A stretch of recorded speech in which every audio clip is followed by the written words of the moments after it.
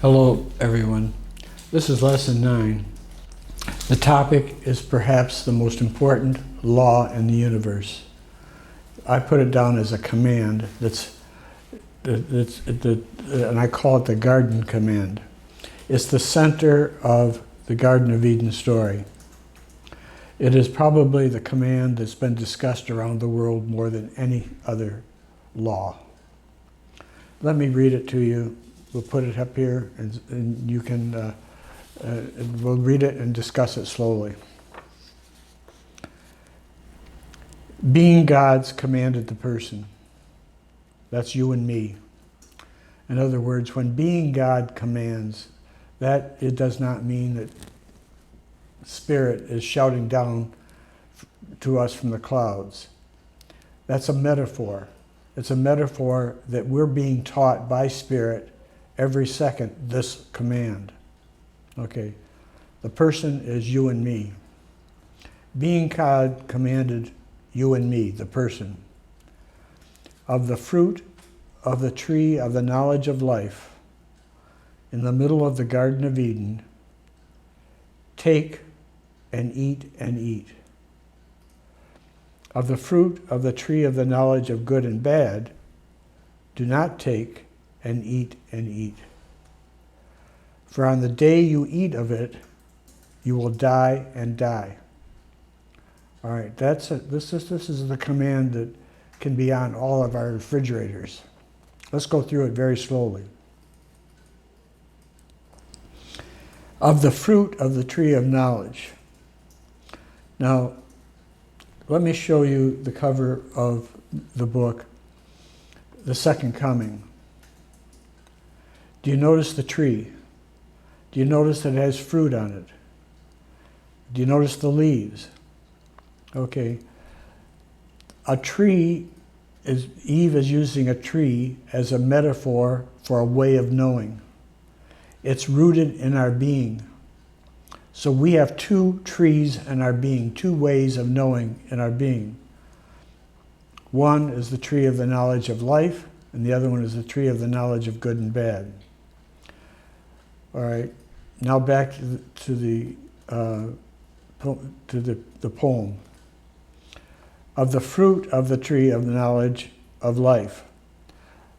A fruit is an experience. It's the result. It's something you can enjoy. So the tree of the knowledge of life gives you a certain kind of enjoyment. And we're told, and it's in the middle of the Garden of Eden, which means that when we are in the soul experience, or the peak experience, we are using the tree of the knowledge of life. Intuitively, we're using that. And as you know, when we're in the soul experience, it's very enjoyable. And we're told, eat that. To eat is to take in and enjoy it and make it part of you.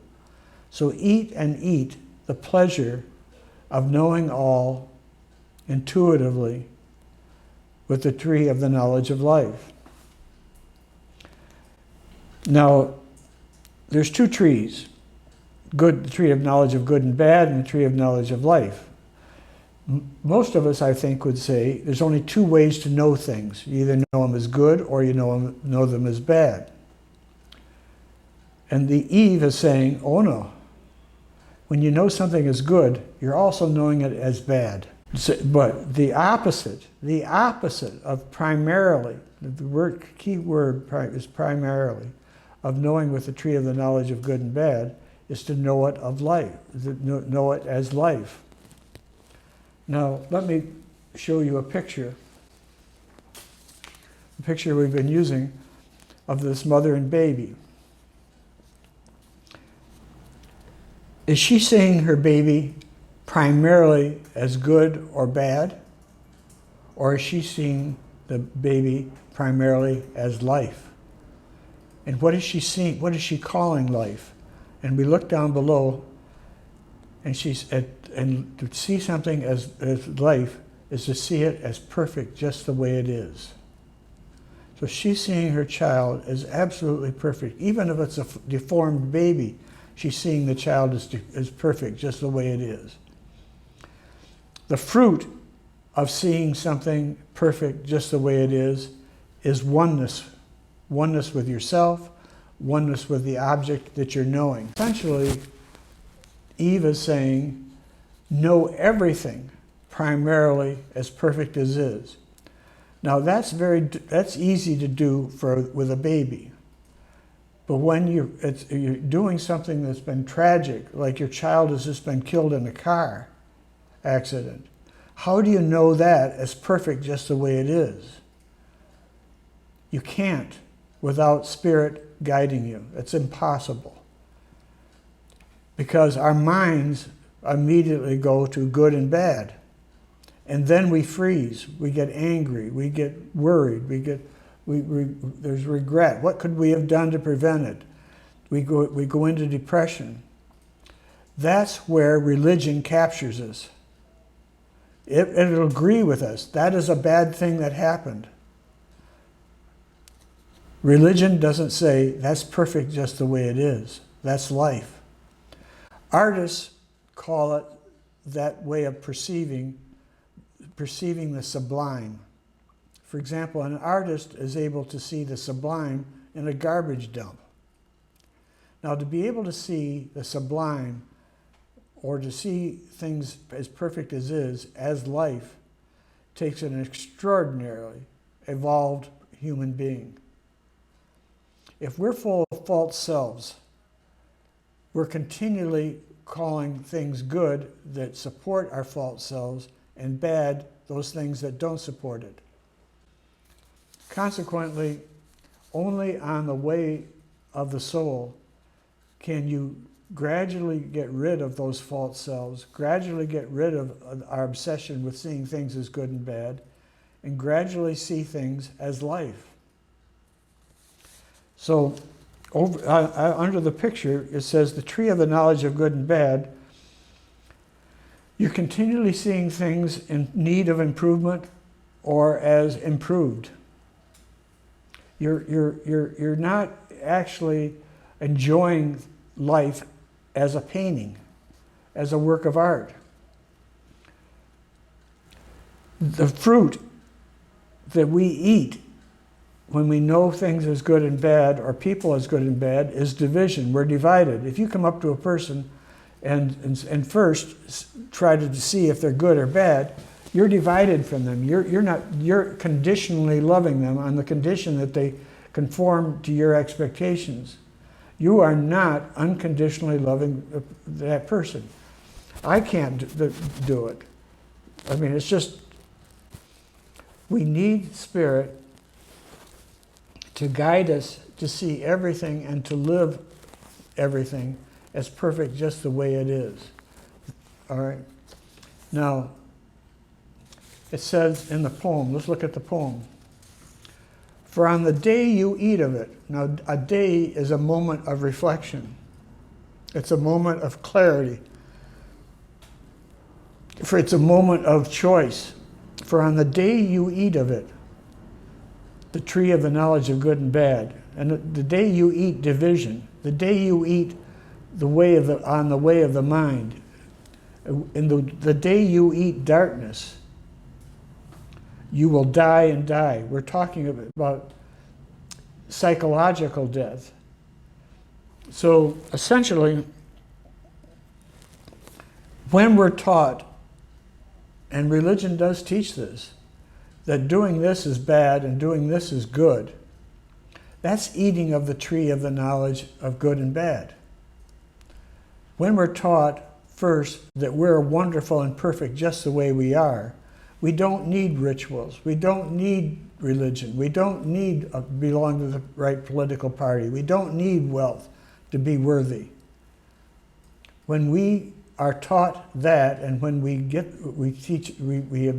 absorb that in ourselves, we become a different human being.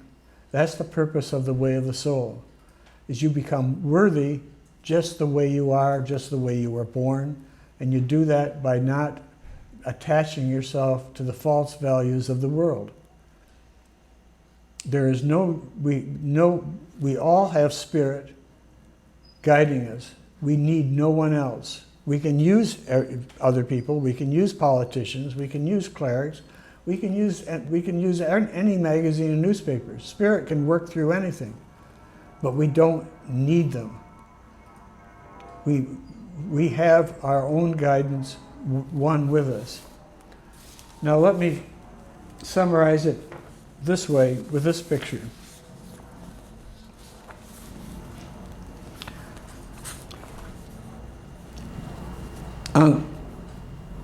When we know primarily with the tree of the knowledge of life, we intuitively, single eye and ear know something with unconditional love. When we use our single eye and ear to know another person, to know another event, we can unconditionally love it. That doesn't mean that we can't then improve it by knowing it with the tree of the knowledge of good and bad, but the tree of the knowledge of good and bad does not lead us. We're led by the tree of the knowledge of life, and the perfect is. Then we see it as good and bad. Life, when we know primarily with the tree of the knowledge of life, life and the soul experience, we live the life in the soul experience, which is the garden, which is the kingdom, which is the promised land, which is nirvana. The key to getting into the garden, into the kingdom, is knowing with the tree of the knowledge of life. It is an extraordinarily difficult thing to do when there's problems in our life. But if we learn to converse with Spirit, we can sit in a chair, we can automatically write, we can automatically have conversations, and gradually we can be taught in the worst tragedy to embrace it objectively as perfect just the way it is. It's an almost magical event that happens. Sometimes when something is really happened that has really upset me, I may have to sit out in my chair facing the mountain for a week or two, begging to be freed from my anger, or my judging the situation as bad. But eventually it comes. It comes when I'm ready for it. The ideas, the separation comes when I'm really willing to give up my ego.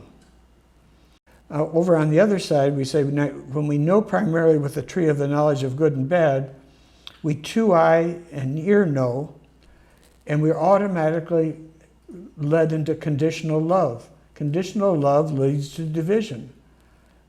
Another person, when we conditionally love another person, we're in darkness.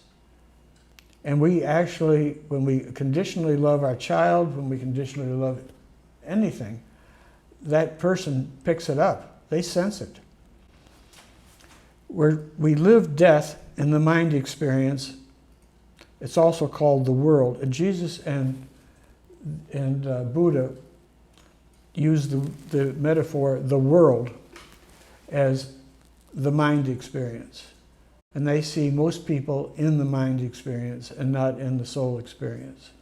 They see that the people in the world are primarily leading their knowing with the tree of the knowledge of good and bad, and not leading with the tree of the knowledge of life. Now, I'd like to introduce you to an exercise that I promise you will change your life. At least it changes my life.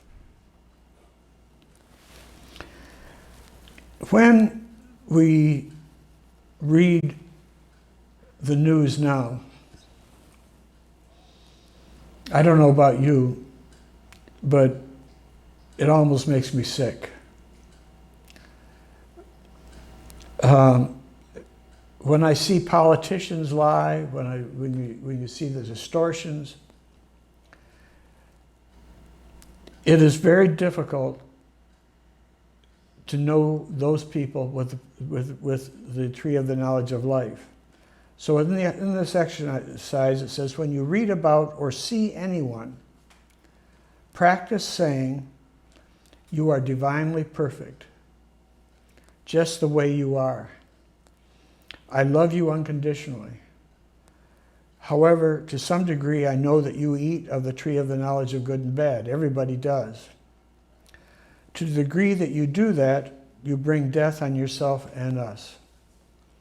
So the proper attitude that we have on the way of the soul is to love the other person, everyone unconditionally, and then to be aware that that person is evolving. They have the good qualities and bad qualities that we have to be aware of. So we nurture, remember, nurture and guard. We nurture ourselves and the world by knowing things with the tree of the knowledge of life, and we guard with the tree of the knowledge of good and bad. Now, I learned this, and it changed my life when I would go into a restaurant. And while I'm waiting for my meal, I'm looking around the room, and I'm watching my mind automatically make judgments, good and bad judgments about people, on their looks, on their behavior. And it helps me tremendously to do this exercise, to look at that person and to actually say, I'm open for Spirit to show me that you are divinely perfect just the way you are. And then I want Spirit, if I get an interaction with you, to show me with the tree of the knowledge of good and bad how I should guard myself and guard you. By guarding you, I mean protect you from other people who are in darkness, if I have that opportunity. But this exercise is incredibly powerful.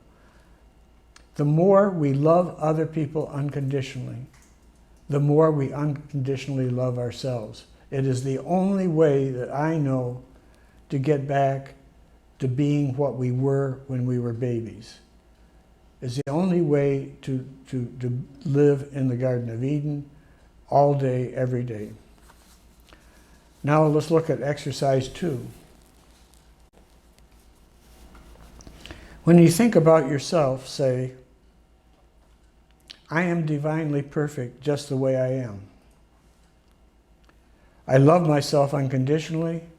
However, to some degree, I know that I sometimes eat of the tree of the knowledge of good and bad.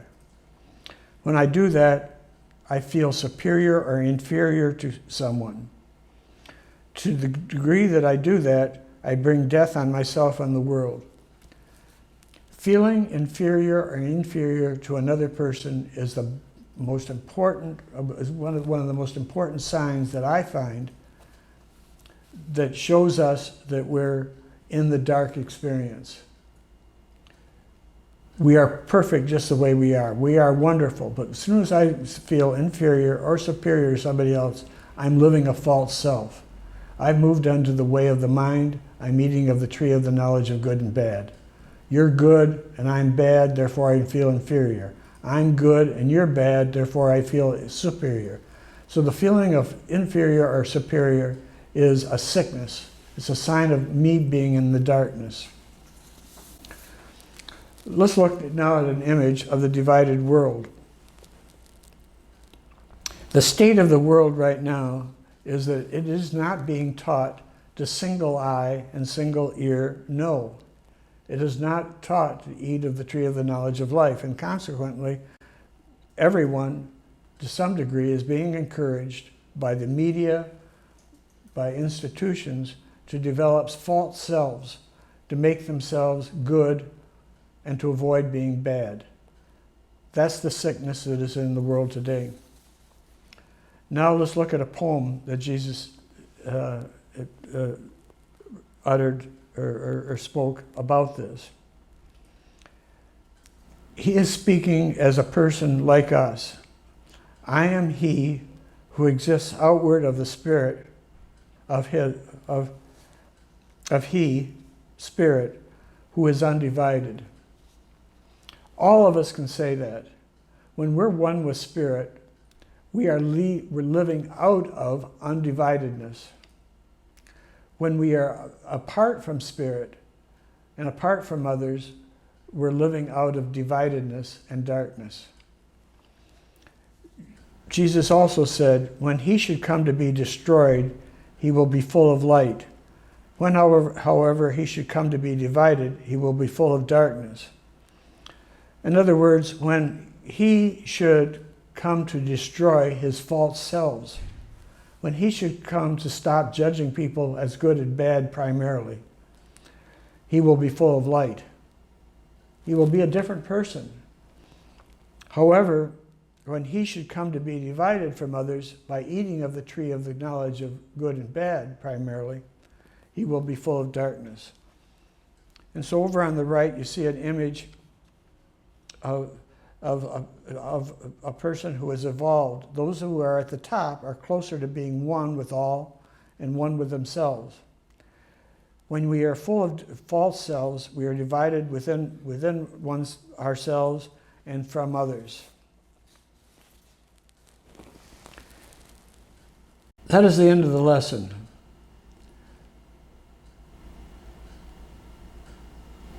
It is, again, probably that command is in our being. The work of Eve, Abraham, Buddha, and Jesus was to teach people how to live that command. That's what they were doing. Because you cannot be on the way of the soul without living that command. And so from now on, all of the lessons will be showing us how to do that. I hope this was helpful to you. As your homework, I wish you would do those exercises and just try it and see how it changes your life. Honestly, I was a lost person. I couldn't find myself.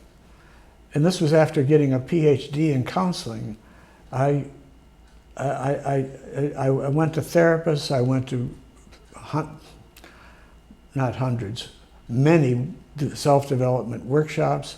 I've lived in ashrams. I've traveled the world seeking myself. One day, I was out in a cabin that I'd rented out in the desert outside of Santa Fe, New Mexico. And I was sitting in my chair and I was talking to Spirit. And the image of someone who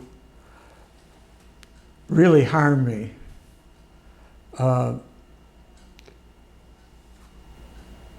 came into my mind. And immediately I was filled with darkness. Immediately I knew this person is bad, as the event is bad. And I listened to Spirit. And I listened, and I listened, and I listened. And I finally heard, love her unconditionally. Now, to love someone who has destroyed you in horrible ways is something that I had not done before. I didn't even know what I was doing to unconditionally love this woman. Then I was heard, love the entire event and love the consequences. Love it all. And it was almost screaming in me, love it all.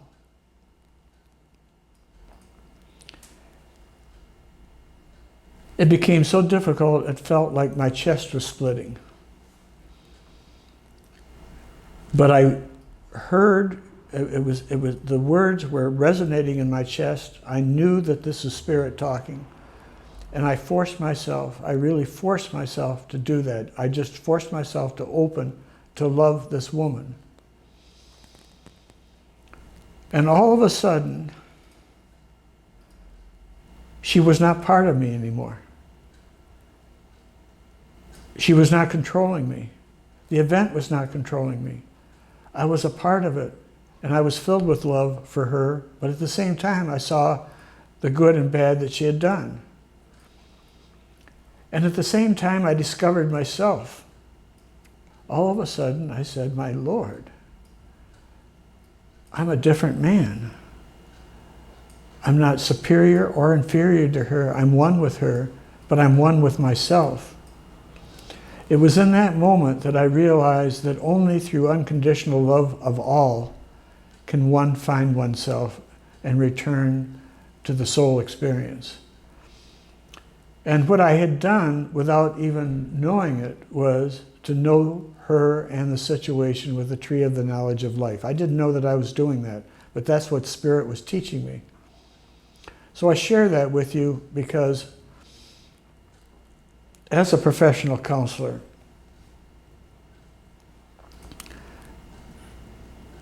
I find that that's the secret to mental health and spiritual health. I was never taught that in a doctoral program. I was never taught that in a workshop. I had to learn it through Spirit, out in my rocking chair, facing the mountains. And it's just changed my life. And so I hope it helps you. So thank you for listening. If you've liked this lesson, click on like below. If you have comments or questions, put those below. Be sure to register on my website, 7771.org, if you want to get the emails of my responses and other materials. You can read the books on 40% of the books on my website. The most important one about the tree of life is in the book, The Second Coming of Eve, Abraham, Buddha, and Jesus. That book really goes into great depth about how to live this command and the implications of it. Thank you for being with me. I look forward to talking to you in the next lesson.